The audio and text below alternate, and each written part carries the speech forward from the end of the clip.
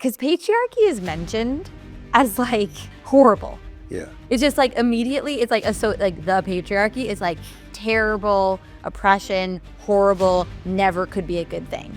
Yeah. And when I learned, the patriarchy is like with men in the lead of a society or community, right? That's what it technically means. That's what it technically means. Ruled by father, pater, father. Right. I was like, wait, I want a patriarchy. Like, I want a healthy patriarchy, right? And that is so controversial. Like, no one, it's like immediate. I'm like, do people even know what a patriarchy is? Well, that's just it again, right? If we have all these terms that we're not bothering to define. Exactly. And actually, what would healthy patriarchy look like? What would healthy men with integrated masculine and feminine in their service hearts, being of leadership in the world, right? With their spine and their hearts online and their swords out for the community, right? Yeah. Protecting and providing for the community. Truly. That sounds like a patriarchy that I would love to receive from. Masculinity is not toxic. Masculinity is medicine. Welcome to the Remasculation Podcast. This show is dedicated to the exploration, celebration, and pursuit of healthy masculinity in the modern world, with a view towards helping end the battle of the sexes and bringing men and women back together by turning the battlefield of the culture wars into a garden once again. I'm your host, Michael Bates, and my mission is to ignite and accelerate the evolution of men everywhere across this planet in our lifetime in service of something greater, our shared humanity. Welcome. And I am beyond excited to have my co-conspirator, my sister in arms, Aimee Batuski, the Aimee Batuski of Desire on Fire fame, largely a big reason of why I moved to Austin. And I am just so excited for the audience to get a chance to hear from you today. As I love sharing with people, you are a woman who I feel is both working to embody and in the process of embodying this magical holy grail of the boss babe, the woman in her masculine going out and getting it done and doing all these things. And then this feminine reclamation, dare I say, the name of the program that you and Ellie are running, and how women actually can have both. They can learn to be in the orientation of their masculine and their feminine. So I'd love to pitch it to you to just hear a bit about you from you for our audience before we get started with our spicy question of the day. Wow. Okay. Well, thank you for having me.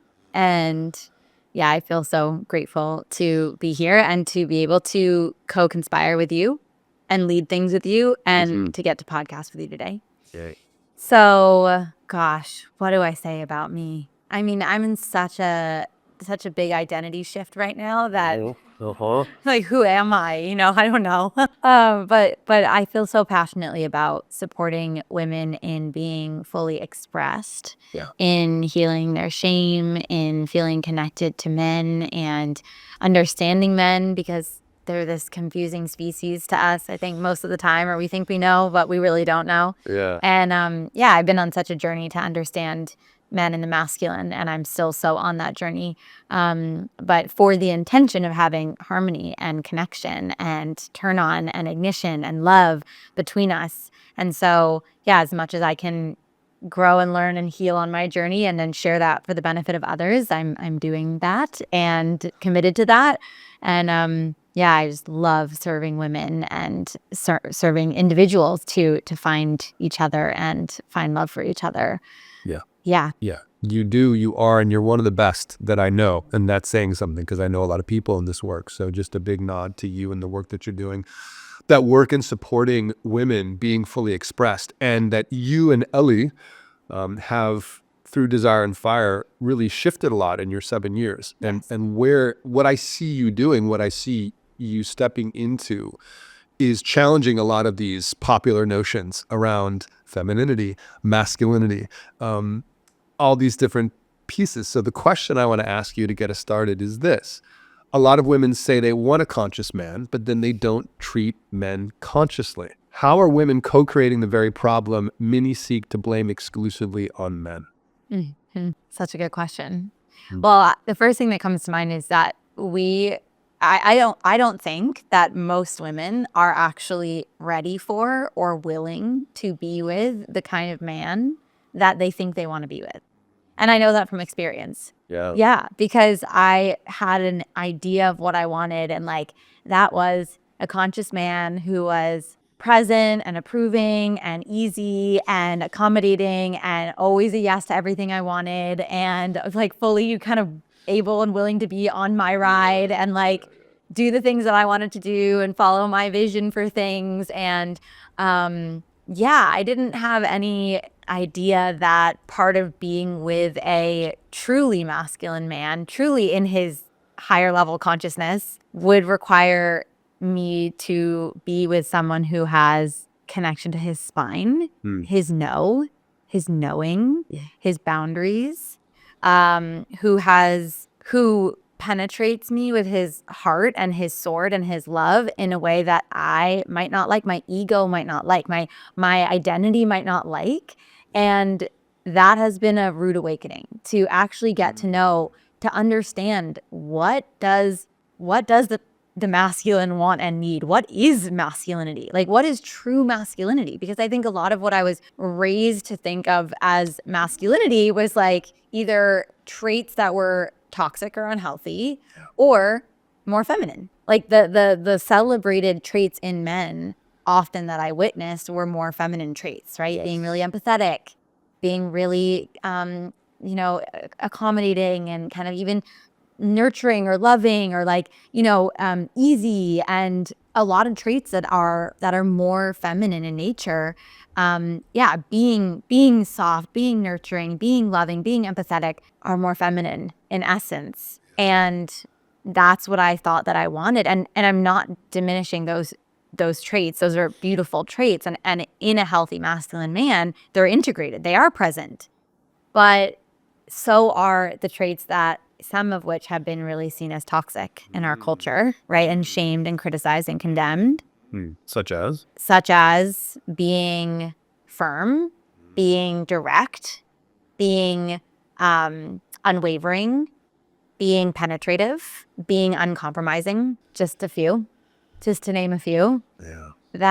And I just remember, like, in my most significant relationship 6 years ago, he once called me out on being manipulative. And it wasn't even with him. It was like with another woman in my life that I was having an experience with. And he was like, you're being manipulative with her. You're not being direct with her. You're beating around the bush. You're not being honest with her. Yeah. Just tell her the truth. Yeah. And I was like, no, I'm not being manipulative. I'm just being kind. Yeah. Because Who are you to tell me that I'm being? Totally. I was in my own delusions, like totally having to keep back up my own manipulative patterns. Yes. And convincing myself that I wasn't being manipulative. I was just trying to be nice to her. I didn't want to be rude. I didn't want to be mean to her. I didn't want to tell her the truth because that would be mean. I don't want to hurt her feelings. So better to kind of skirt around it, white lie, tell her what she wanted to hear, which is manipulative. And he was completely right. And I did not want to hear it. And he was penetrating me, right, with his sword of truth, with his sight. He was saying what he saw. And I just completely rejected it and denied it. And this is what we as women sometimes do, often do, have patterns like this and don't even realize that we are shooting ourselves in the foot. Yeah. Because I think that by denying it and proving my point and being righteous, I'm getting what I want. But in reality, I'm not getting what I want because I am dismissing and diminishing his sight, his sword, right? His willingness to go in and tell me the truth. Yeah. And see me. Like, he was seeing me. He was seeing a part of me I didn't like, but he was seeing me. And all we want is to be seen. But then when a man sees us and maybe an ugly part or a shadowy part, we lie, we reject, we deny, we defend, we justify, and then make them dumber and make them unwilling to penetrate us. And then we're like, why are we not fucking? Yeah, that's it. Yeah. That's it. Yeah. This is why I love working with you, because it just, you really have a vision of what I see as the overarching narrative of what we're in right now, what we're facing as a culture. And the work that you and I do, the work that we, in the workshops and the sacred union work that we call, really being willing to point out these things and just be a stand for, hey, this is what we're seeing. It's not, I'm not here necessarily to say this is good or bad or right or wrong. We're not here blaming women over men. Right. But it is really interesting that for the last 60 years, all of us, men and women, have been trained that men are the problem. Yeah. And so 60 years of that has resulted in the overarching internalized theme of men are the problem. And as I tell all the women that I work with, it's like the biggest impediment for a woman seeking healthy integrated relationship as a man is the way she feels about men. Yeah. You know? Yeah. And so, yeah, go ahead. Yeah, well, I'm just want to acknowledge that we in our work that we're doing, separately and together with men and women, we're looking at all of our patterns. Yes. And sometimes people, like you said, like people might hear this and be like, oh, it's the women's patterns that are the problem. And men have just as many patterns and things playing out. And what I'm doing with women is looking at what is our part and how has our part made it worse for them. Yeah. Right? Yeah. And actually played into those patterns being exaggerated or worse off that we're then receiving and experiencing and then feeling victim to. Right. Right? Yeah. It's so tricky because these patterns are so insidious. They're so supported. They're so programmed in. They're so programmed in, and then they're supported and encouraged by our culture. Yeah. So to acknowledge them, to see them, to break them, because it is radical to be a woman who loves men.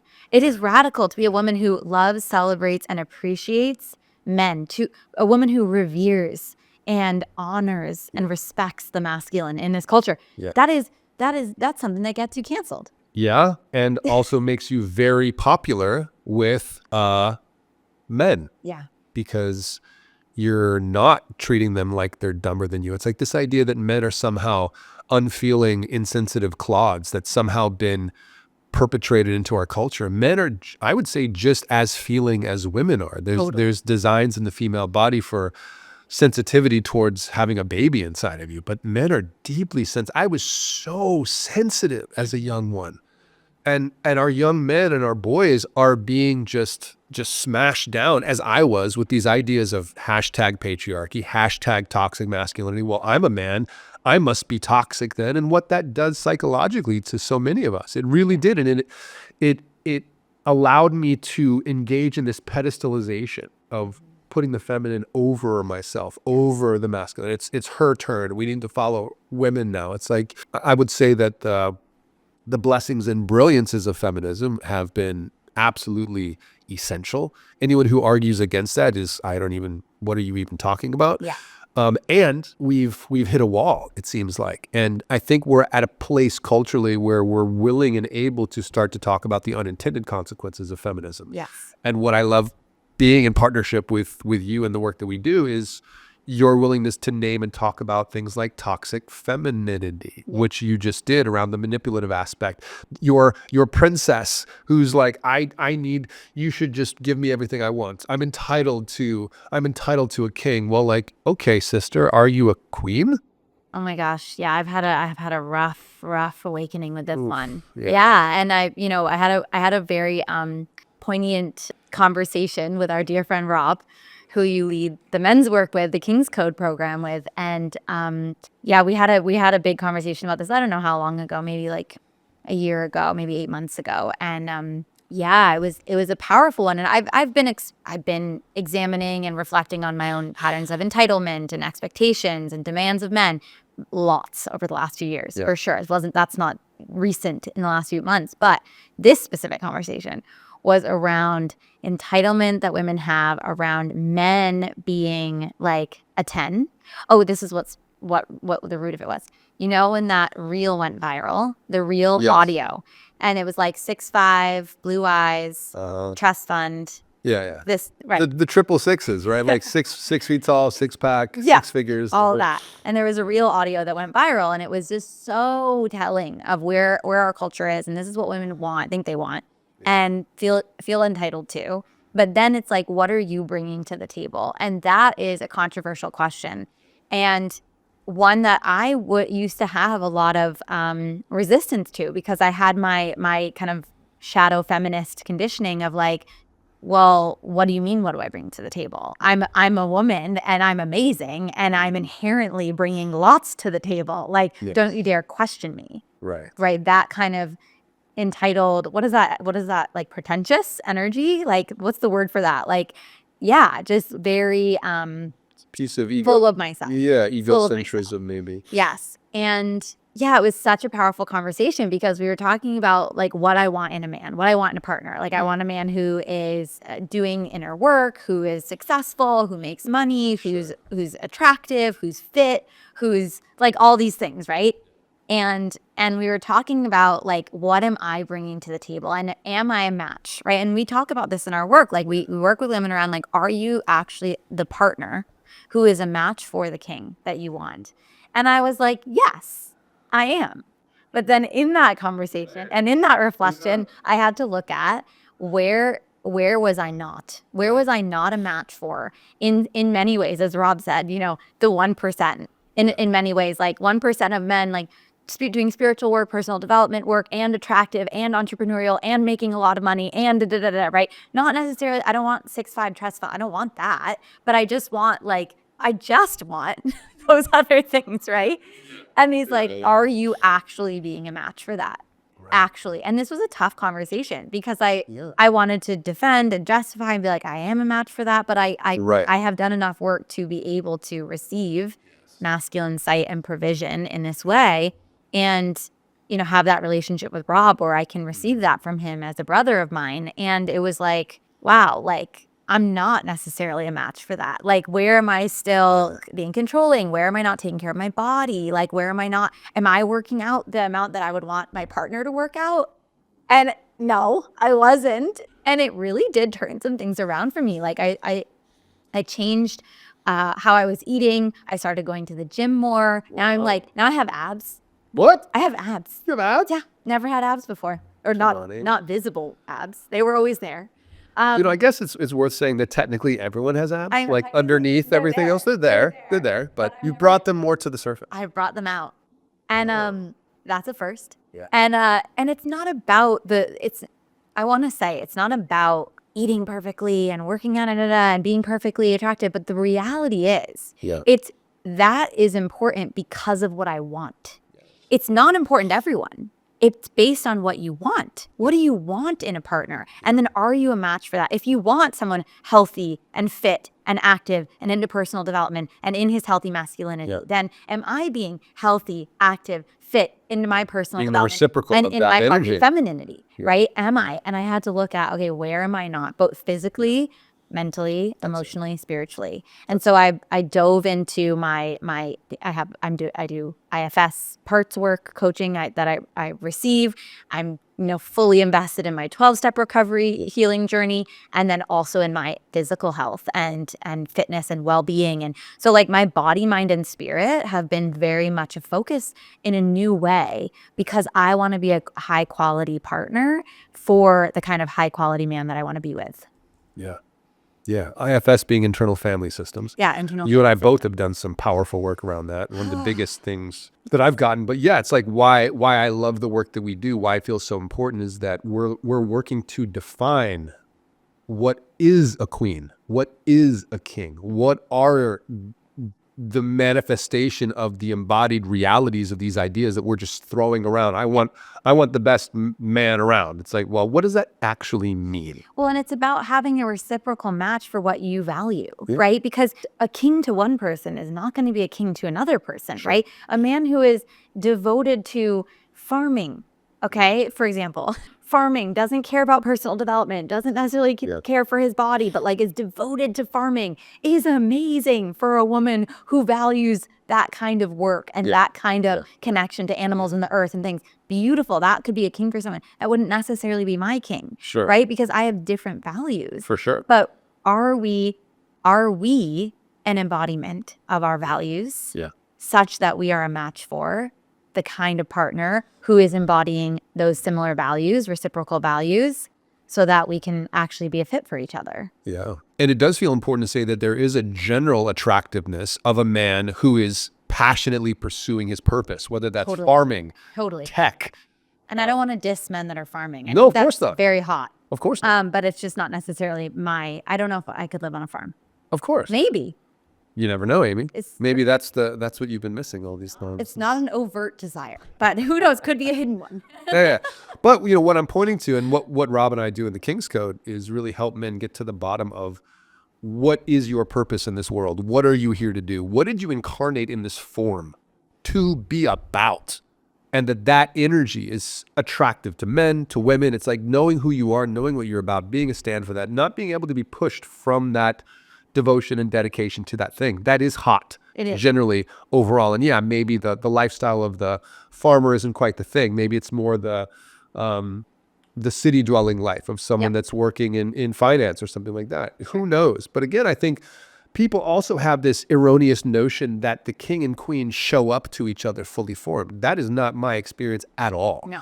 Those are actually Nor anyone qualities I've witnessed. ever. Yeah. They're qualities that emerge inside of the relationship based on people being willing to engage in what my former partner and I used to call the reverse honeymoon, which is that you've done, instead of like you have these first 9 months where everything's fucking great because none of you are actually maybe telling the truth. You're just kind of in the lovey-dovey phase. Your representatives are still meeting each other. And then 9 months later, the other shoe drops and suddenly you realize, wow, this person has felt like my twin flame and like I've known them for all my life because I have. They're my mommy issue in human form or my daddy issue in human form. Yeah. That's why now you're in it.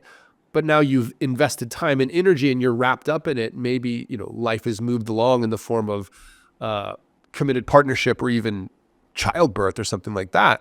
And so the idea that I'm sort of curious about with the reverse honeymoon is both men and women, and this is what we do, right? The sovereign work of men's work and women's work, men doing their own work on their own to become sovereign unto themselves, women doing their own work with their sisters to become their own person, and then going into the relational field. Yes. And what that brings and allows to be possible. Yes, and there's a balance here because it is so important for us to do our work separately. This is what we stand for so much. Ellie and I are so committed to supporting women through their rites of passage and doing their feminine initiation work, and you and Rob and Mark are supporting men through their masculine rites of passage. And it's so necessary to do separately because it can be very distracting to try to do it all together. And it's also important to recognize what you said, which is that we are not going to find each other as only when we are perfect king and queen. That is not the goal, right? Because some people can get stuck in, okay, I need to do my men's work and I need to do my women's work and I need to become the perfect king and the perfect queen. And then I'll meet her. Yeah. And that is it's just a losing game because we're not going to get there. Like you said, that we can do as much work as we can. And that is an important, it's a virtuous, powerful path to be willing to commit to doing that growth work and that initiatory work separately. But then you also have to hold the knowing that I'm not going to get to perfection before I meet her or him. I'm gonna do what I can that in my power without the relationship, and then inside of the relationship, the rest will come. Yeah. Yeah. Yeah. And the perfection itself is an absolute booby trap. This idea of happily ever after that we've been sold, which is actually technically a misinterpretation of the German from the fairy tales when it was translated into English in the 18th century, which is the whole other thing to talk about, and I'm writing about it now. Because we've kind of built this whole Disneyfied view of what relationship is. And as we talk about in the sacred union work we do, none of us have been taught anything about how to relate to each other. None of us have been taught how to communicate in a sensible way. We haven't been taught any relational skills. We haven't been taught the sexual arts, the sensual arts, intimacy skills, all these things that we expect our partner to have. And then they put the pressure on us to have these things. Totally. And to make matters worse, not only do we not have the training, but we have the negative training of so many of our family systems that we grew up in, which instantiated within us this unhealthy reality of where our parents were. God bless them, because no one taught them and no one taught their parents and no one taught their parents. So it's this idea that it's no one's fault, but that we're willing to start empowering people, as we are presuming to do, to step into responsibility around that. Yeah, and I mean, we're just feeling our way in the dark, with what we've been given. And so it is our responsibility to, if we're not experiencing what we want to experience around intimacy and relating and in our relationships, then it is our responsibility to get help. Instead of blaming men or blaming women, what if we actually looked at the only thing we can control in the first place, which is us? Yes. and to get the appropriate help that we need, you know, because that's so hard. It's like women don't feel worthy of it. They feel like they need to do it all themselves and that they need to be the martyr. They need to be the one helping others. They don't feel that they can receive that much. And then men feel like it's weak to get help or that they need to do it on their own and be the lone wolf or be the pressure. There's so much that conditioning that has both sides feel like they can't get the support that they need. It's a wonder we're doing as well as we are, even with the divorce statistics over 50% now. Yeah. So many people having less sex, less relationships in our culture than before. Yeah. And it's interesting, right? When we did Sacred Union in January, I love this statistic. We had everyone who was coming. We had almost 150 people there with our team and everybody else. Yeah. We asked everyone coming into the weekend to put in our WhatsApp thread what they're struggling with men, with women, in their relationships with each other. Yeah. What are they struggling with? Everybody put it all in. We took all of that, we threw it into ChatGPT, and we asked ChatGPT to summarize it. Yeah. And ChatGPT spit out 2 sentences. Women don't trust men, period. And men don't trust men, comma, or themselves. Yeah. And that is the whole thing. Yeah. Yeah. So what we see. It's so what we see. Yeah. Yeah. And what we experience, what we've experienced. Yeah, truly. And so, you know, one of the things I love about what you and Aimee have been up to is I'm so sorry. Yes, you're Aimee. You and Ellie. You're here. I'm Aimee. You are Aimee. Hi, Aimee. I'm Michael. I'm not Rob. I'm not Mark either. Hi, Mark. We love you. I don't think I mentioned Mark actually earlier. I think I said the King's Code work I do with Rob. Also with Mark. So I want to acknowledge my dear brother, Mark Boughton, as well. The women's work, the sisterhood wounds, the thing I hear you guys talk about and what it is that you do.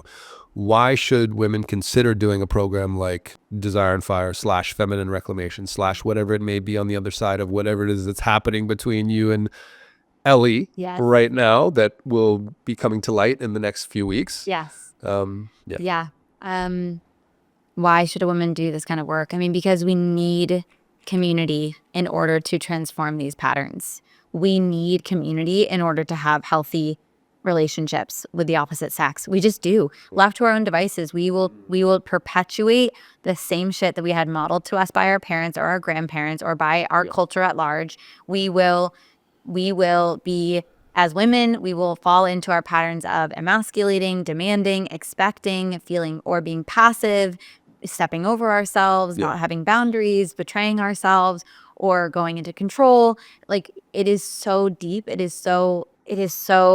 are so like, we're steeped in it. Yeah. And we're powerless over it. You know, if we are alone in it, if we are isolated in what we struggle with and in what we are challenged by in our dynamics with the opposite sex, Things don't get better. They actually get worse. They get worse. And yeah, I mean, I had an old friend call me recently, a friend from college, and she just haven't talked to her since college. So it's been a long time. And she just shared with me about her failing marriage and the affair that she's having and you know, her kids. And it was just heartbreaking to listen to. And this woman has no tools. She has never done anything like our program. She doesn't even really know that they exist. You know, I started by recommending some books. I invited her to do our programs. I was like, get yourself into a container where you can focus on yourself. Yes, you can blame him all day. Yes, he has his faults. Yes, he has his part. And I would recommend him doing the men's work and the King's Code. Yes, and we can't control him. So what you can control is yourself. Are you reading books, being in community, in containers? Are you investing in the support that will actually support you in being a high quality partner and being the match for a healthy relationship, whether you stay with your husband or not? Because she was in a place of like, I don't want to be with my husband anymore. And I'm like, I understand that. I respect that. Yeah. And whatever you're doing with him is going to happen with the next man unless you heal this and unless you transform these patterns. So you might as well do it while you're with him. That's it. Because I'm obviously advocating for her to stay with him. It's a parent, you know, the father of her children. And there's a reason she married him. And she doesn't even know what she doesn't know, which I get. And we put ourselves through so much pain and unnecessary suffering because we don't understand each other, because we don't know how to respect each other. We don't know how to receive each other. And if we can allow ourselves to feel worthy of the kind of support and containment, like the programs that we put on Desire on Fire, then we get to learn, we get to become and grow into amazing high quality partners who love and respect and receive men. And then all of a sudden, like, our sex turns on and we see them in a different way. And, you know, the relationship starts being more harmonious, and it can be a completely different relationship. It can truly 180. A relationship can 180. I've seen it happen over and over again. I know you have too. And I recognize people are not living in possibility. People are so jaded. They are living in such a world of no possibility. It can't change. This is how he is. This is how it is. This is how our relationship is. The only answer is divorce. That is not true. No. There is another way. And what an exciting thing, a humbling thing, a humiliating thing in a lot of ways. And, for most of us, can we actually put our ego down to recognize that he's being that way because that's how we've empowered him to be? Yeah. And it goes both ways. Totally. It really does. Oh, It's not, again, we're not here blaming men or women. It's like we're all in this together. But there is a narrative that has been sweeping through our culture for a while that I think has served its purpose. Yeah. And now it's time to examine it's misogyny is such a word that everyone knows. It's a household word. Misandry is not. Not so well known. Yeah, misandry is the opposite, right? It's isming against men. Yeah. And so, these traits. How do we examine our own and take our own part of the problem? Yeah. And again, like the good news of that, if I'm part of the responsibility for why this is happening, then something can actually happen about it. But it's going to take that humbling fuck. And the forgiveness. No one taught you. Yes. No one taught me. That No one taught universal any of grace. this. Yeah, we really do. We really have to. Because it's like, I've been in so many different relationships, and the struggles and difficulty I've had, as we like to say, we teach sacred union because we need sacred union. We teach what we most need to learn. That's it. And so, again, one of the things I love about you is the level of often hilarious, to me at least, hilarious aggression, but also you just refuse to allow people to stay in their bullshit. And you've come after me a couple times where I'm like, what the fuck is this pit bull doing? Get away from me. Get away. And it has deeply served me, both in my ability to receive it in one instance and then the other to actually put up a boundary. And so there's something in that feels like such a thing worth acknowledging. Because again, like so much of the work you and I like to do, like we led something a few months ago at the Austin Tantra Festival, which was hilarious. So fun. Yeah. And this idea of, these energetic embodied practices, the eye gazing and all these things that are really beautiful. They're a technology of how to actually create intimacy with human beings that most of us have never been taught. And so much of the work stops there. The thing I love about you, and also Rob, and also, working with you guys, is your insistence on the other piece of the puzzle, which is, as I like to call, the nitty gritty work. Yes. Where the rubber meets the road. Okay, can you examine what your patterns actually are? What's your racket? Yep. Right? Because you grew up a landmark girl. Absolutely. You grew up in this work. Yep. So you have a very special skill set that you've been, that, as you mentioned, right, has cost you certain things, but has also been an incredible.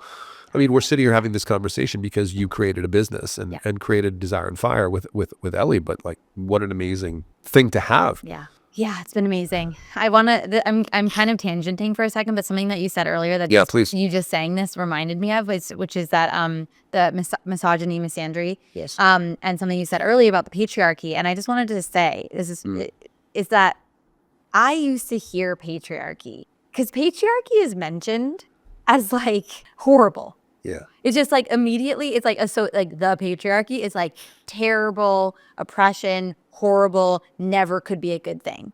Yeah. And when I learned, the patriarchy is like with men in the lead of a society or community, right? That's what it technically means. That's what it technically Ruled means. by father, Right. pater, father. Right. I was like, wait, I want a patriarchy. Like, I want a healthy patriarchy, right? And that is so controversial. Like, no one, it's like immediate. I'm like, do people even know what a patriarchy is? Well, that's just it again, right? If we have all these terms that we're not bothering to define. Exactly. And actually, what would healthy patriarchy look like? What would healthy men with integrated masculine and feminine, in their service hearts, being of leadership in the world, right? With their spine and their hearts online and their swords out for the community, right? Yeah. Protecting and providing for the community. Truly. That sounds like a patriarchy that I would love to receive from. And it seems so impossible because we are just absolutely shitting on and shaming the idea of it in the first place. So I just wanted to say that, because when I first like actually started learning about like what it means, certainly I do not deny that there has been pain caused and harm done, Yeah, without question. of course, at the hands of men and men in leadership and men in patriarchal structures. Men have also suffered under that. Absolutely. Yes. Yeah. Everyone, all people have all kinds of people have suffered. And there's real possibility for healthy leadership. And yes, I do believe that women get to be in leadership and it gets to be amazing. And I also feel that we get to benefit so much when we let men lead us, when we let men lead us and get to receive from their healthy leadership. It's actually such a gift. It's not something that's being taken away from us. Yeah. And that's how it automatically feels. So then we don't even allow for the possibility of healthy masculine leadership serving us, providing for us so that we can relax more and let go more and enjoy ourselves and be with each other and gather as women and be mothers and be in connection, pouring our gifts into the world and our medicine into the world, which is, what Ellie and I do in Desire on Fire. And to bring it back to what you just shared about what I've created in my upbringing. And yeah, I mean, Ellie and I were hustling a lot at the beginning of our business, and it was so successful and so fun. And there was so much beauty in it and so much power. And I'm not diminishing that at all. And I loved it. And I was so on fire. I mean, Desire on Fire was a name for a reason. It's been the name for a reason. Was on fire. It definitely was. Yeah. And has been. And bringing your desire on fire is the pleasure path for women. It's the path of stepping it back into the embodiment of the feminine bodied experience. Absolutely. Yeah. Back into our bodies, back into connection with our hearts, our pussies, our pleasure, our source of life. Right. And we did get to a point of like, okay, there's something unmanageable here. We're overworking, we're over hustling, we're not fully embodying what we teach and what we're committed to for other women. So where are we out of integrity with ourselves by overworking? And where are we not in allowing help and leadership and love from the masculine, where we could be receiving help and support and leadership to take it off of our plates and take it off of our hands? And so we have allowed in so much more help and partnership and leadership from men in the masculine as well as women in our life, for sure, and on our team. And that has taken so much off of our plates and has rearranged so much in our business. And we're in such a big identity shift as Ellie's leaning more into motherhood, and we're in totally different phases of life now. She wasn't a mother when we started. Now she has 2 kids, and I'm still a maiden, and I'm in my journey of continuing to explore what is most enlivening for me and being on the path to preparing for my sacred union. Yes. And so Boss Babe meets Tradwife. Yes. It's so funny. I was saying to somebody the other day, this is kind of a tangent, but it's also related to what you just said. Like, we've talked about this, but I feel like such a mix of in myself. Like, I was raised hardcore liberal. Yeah. Me too. Absolutely. Any other way is absolutely horrible. Any other way is evil. Evil. Literally evil. Yes, evil. Evil and could be condemned to death. Like, it's just so the worst, unacceptable. And now I feel like a hippie liberal and a conservative tradwife all in one. Yeah. I truly do. Yeah. I feel I'm nonpartisan. I feel this like, you and me both, sister. Totally. I'm a tree hugging, mostly vegan still, love the earth. Yeah. And I'm a libertarian liberal. That's the reality of it. It's like, and the environment and people, and I want everyone to be expressed, and I want everyone to be respected. And I also want to receive from men in the masculine, and I want to be able to not work, and I want to be able to be at home and have my man work and run shit. And I do align with you want to run some shit too from time to time. Like, and of course, being able to have that skill and that ability and that freedom is so important to me. Yeah. And then also to be able to have power of choice, to not have to to not have to boss babe, to not have to hustle.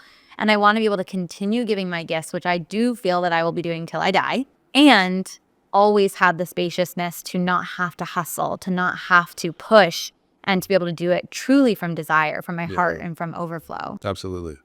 Well, we have, very similar backgrounds, and then the opposing polarity backgrounds of, me actively suppressing my feminine in the last, I'd say decade, as I got into the men's work and feeling how my feminine had kind of betrayed me, and sort of waking up, especially when I left New York in my sort of liberal bubble of, well, just things will take care of themselves and I don't really need to plan for the future. And then kind of waking up at 30, then 35, and then 40 and being like, what's going on? Yeah. And no one taught me anything. No one told me all the things that I'm learning now. And I'm not here to say that there's necessarily a way to do things, but there are ways to do things. Yes.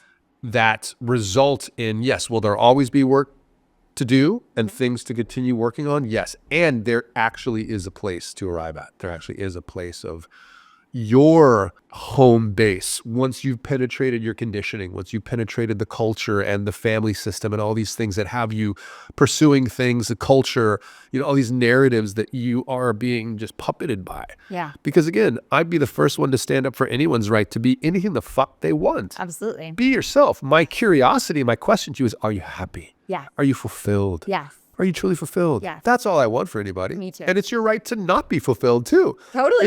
You want to do that? Great. But we're in the business of helping people be fulfilled. Yeah.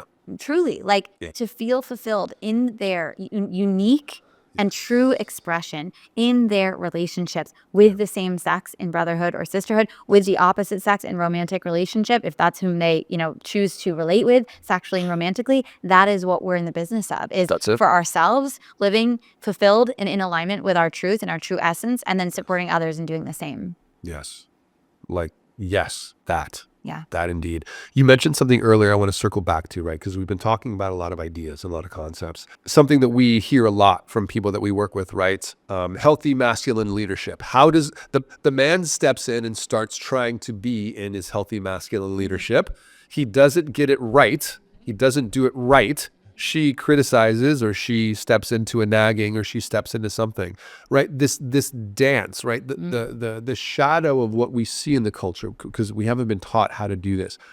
How do you teach? And you and I are both huge fans of the work of Alison Armstrong. Yeah. And major props to her and what she set out in the Queen's Code, and also one of my earlier mentors, David Data, and The Way of the Superior Man and Intimate Communion, and what those two bodies of work have gifted us with. Yeah. From the 90s, by the way. Yeah. I still don't see anything that has replaced them or in any way. OGs. They're OGs. Yeah.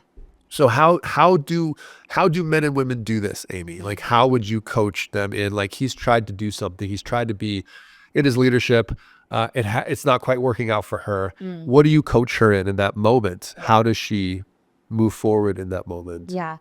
I mean, I think the most important thing to start with for the woman is expressing appreciation, right? Being able to find what he's doing right, because what you appreciate appreciates. And we, especially with men, because I as I have learned, and you can tell we me play for points, true. To quote Alison Armstrong. Absolutely. And it, appreciation and respect are like water and food for the masculine, right? You need to feel appreciated and respected, just like we need to feel loved and cherished and honored in ourselves. Yes. Protected. Absolutely. So appreciating, finding what you appreciate, finding how he's winning, finding what he's doing. Because it's if this man is attempting to lead and attempting to protect and provide and attempting to serve, right? His first time doing it, maybe. Right. Trying to do the thing you're asking him to do. Yes. And he tries and he doesn't quite get it right. And the first thing you do is criticize. Right. Then he's not going to feel inspired and empowered to keep going. At all. No. And so finding, being in appreciation of his care and his heart and his attempts at leading perfectly, which is just not going to happen because we're dealing with mortal men, right? Yes. And we are mortal women. We are imperfect human beings. And so leading with appreciation and gratitude, and then being vulnerable about the impact. Yeah, being vulnerable about the impact. If he's done something, incorrectly, or in a way that's hurtful, or in a way that just completely missed the mark, or whatever. Then sharing vulnerably about how you feel, about how it went, is so important, without being you did this and that made me feel, but just genuinely saying oh, I felt sadness or, disappointment about that. Or I felt, I felt a lot of excitement about it going this way, and then it didn't. And I'm just realizing that I'm feeling sad and angry about it. Yeah, I think there's a really important thing for our sisters out there to recognize. In that moment, it's very common for us men to take it personally, even when it's not personal, and especially when it maybe is personal. Totally. But in that moment, like, how to acknowledge, hey, listen, you're not bad and wrong. Yeah. You didn't do anything bad and wrong, and something about what just happened didn't feel good in my body. Yeah. Because my body is designed to be this conduit sensation machine to the ebbing and flowing of life around me. Yeah. So attuned. And so there's something here that if we can be with this in right relationship, not making him bad, not then sort of lashing out and pulling away from her, but like in there's something so special at the bottom of that I guarantee you is going to create fuck energy. Yes. I guarantee you is going to create emotional openness and maybe emotion from her, which I think a lot of men, oh my God, she's crying, I did something wrong. Not necessarily, brother. Like, that's just the yeah. Totally. Well, I'm having another thought of this is advanced. This is not an easy thing. Okay. This is like, I'm like, okay, I can give this advice, but it is such a challenging practice for me, and I think it is for any woman. It is very vulnerable. But if a man does something or leads in a way or, executes something that is just, you're hurt, you're upset, you're disappointed, you're angry, you're what is happening? You said you would do X and you didn't. And that's how you want to respond. Yeah. It is a very powerful and I would say advanced practice that I learned from one of my teachers, Zach Rohde, who's a very controversial teacher, but it's a great tool to say, hey, can I share with you how I'm feeling right now? So asking, being respectful, like, hey, can I share with you how I'm feeling? And, I'm feeling really sad with how this went, or I'm feeling really, angry, or actually I'm feeling anxious about this because you didn't follow through with the plan. And so now I'm feeling anxious. Like I'm telling myself that I have to do it now. Like I have to, it's on me. And then saying, can I have help with this? Can I have help with what I'm feeling? One of those magic words. Yeah. May I, or can I? May I have help with this? And that is what keeps you in the position of respect and reverence and care for him, honoring him, knowing that he's doing his best, and allowing him to continue leading. And it's really vulnerable to say, hey, I'm feeling anxious or sad. I'm feeling angry about this. I'm feeling like I have this experience of feeling really let down and I don't know what to do about it. Can I have help? Yeah. May I please have help with this? I don't know what to do with these feelings. And that draws him in because we as men, we want to help. Yeah. Alison Armstrong names that one word help is, I think she calls it the language of heroes. One of those terms where if you use that with men, can you help me? Can you help? It turns on something in us. It turns on that part of us that actually is that fierce, ferocious protector and provider for the community. Yes. For those around us, for the damsel in distress, but also just anyone who's there, let alone, your romantic partner, being able to step in and be acknowledged in that way, honored, acknowledged. Yeah. Aimee, we're almost out of time. Yes.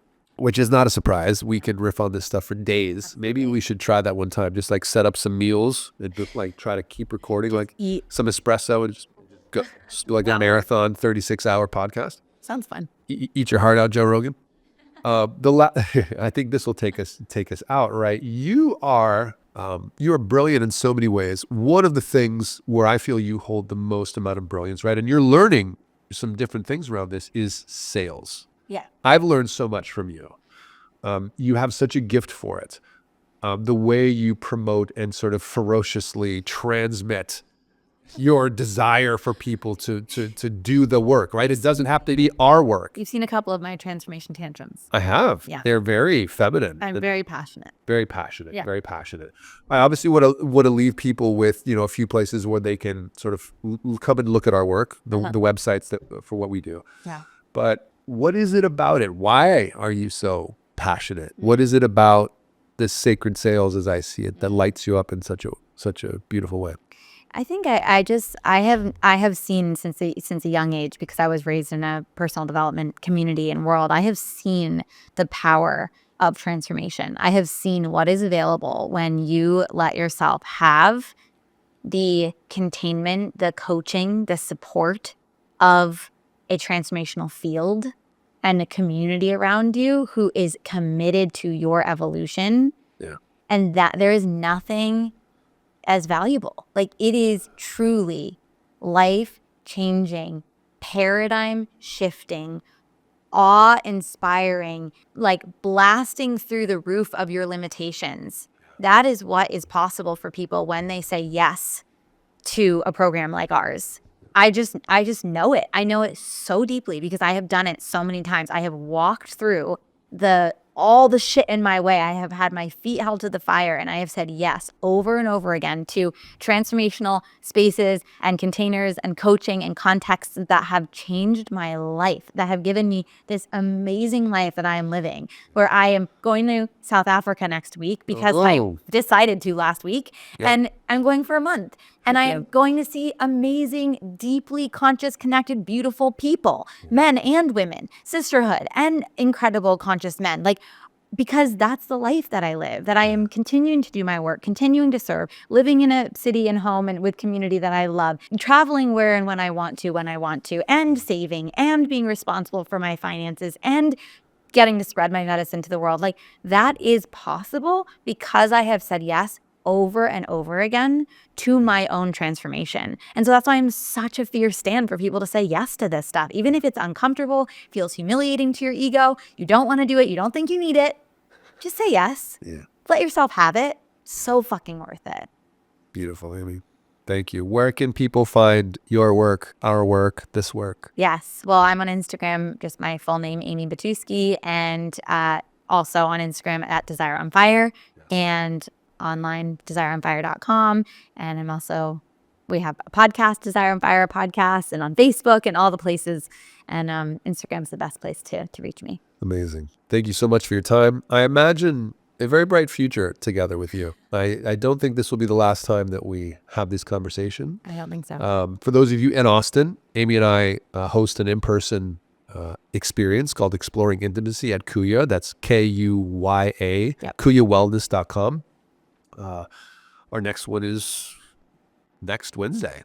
Next Wednesday from when we're recording, but it will have already happened. Yeah, sorry, but once a month. Yeah. So you can look it up on the Kuya website under events, and always you can reach out to us on Instagram. Yeah. Thank you so much, Aimee. Thank you to our listeners for sticking with us. We love you. This work is for all of us, and just so grateful to have you with us on the journey. Many blessings. See you next time. Bye-bye.